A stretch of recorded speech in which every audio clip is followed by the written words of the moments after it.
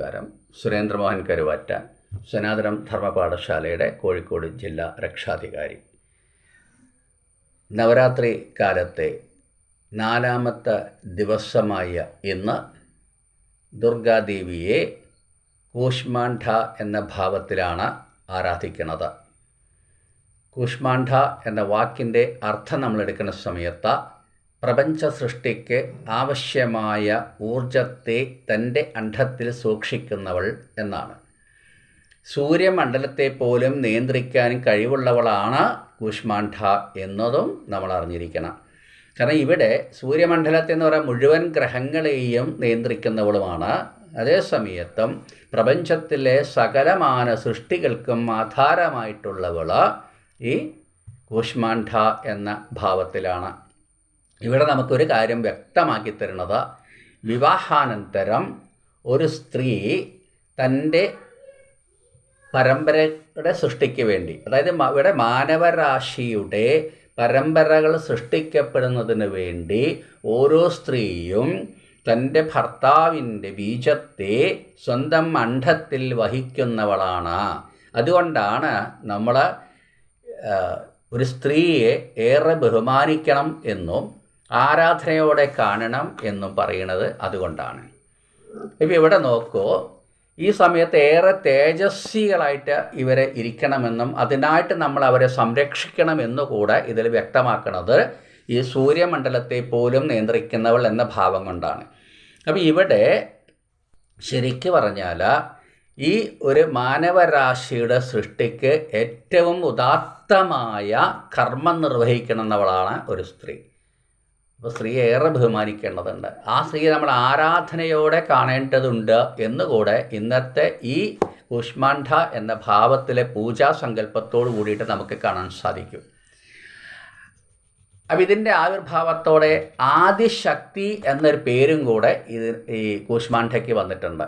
കാരണം ഇങ്ങനെ ഒരു പ്രജനനത്തിന് അല്ലെങ്കിൽ സൃഷ്ടിക്ക് ആവശ്യമായ അണ്ഡത്തെ സൂക്ഷിക്കുന്നവളായതുകൊണ്ട്, ഊർജത്തെ അണ്ഡത്തിൽ സൂക്ഷിക്കുന്നവളായതുകൊണ്ട് ഈ ആദിശക്തി എന്ന് പറയുന്ന ആദ്യത്തെ സൃഷ്ടിയുടെ ശക്തി സ്വരൂപിണി, അത് അല്ലെങ്കിൽ കർമ്മകാരിണി എന്നും പറയാം. ആദ്യ സൃഷ്ടിയുടെ കർമ്മകാരിണിയാണ് ആര്? കൂഷ്മാണ്ഡ എന്ന ഭാവം. അതുകൊണ്ടാണ് ആദിശക്തി എന്ന് പറയുന്നത്. വളരെ മുമ്പേ ഉള്ള ആ ശക്തി വിശേഷം, ആ ഊർജ വിശേഷം.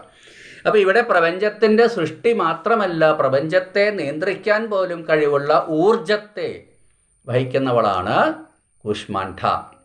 അപ്പോൾ നമ്മൾ ഇവിടെ ഒരു സ്ത്രീയുടെ മാതൃത്വത്തിലേക്കുള്ള കാൽവയ്പ്പിൻ്റെ ഒരു ഭാഗമായിട്ട് ഇതിനെ കാണണം.